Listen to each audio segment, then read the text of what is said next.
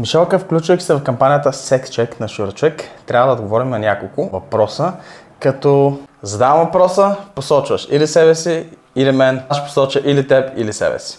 Готова ли си? Да. Първи въпрос. Кой прави по-хубав масаж?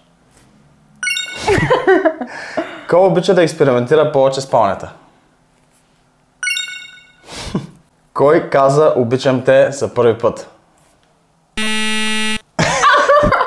Така ли? Не знам, преди така се.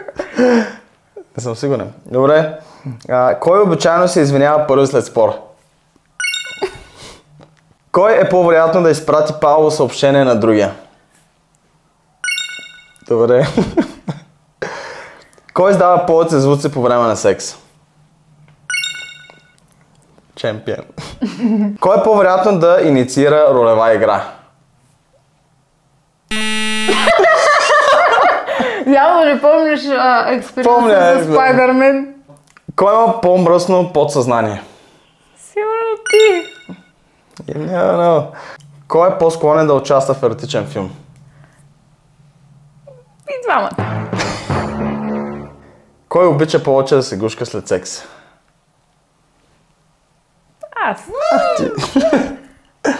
Аз. Добре.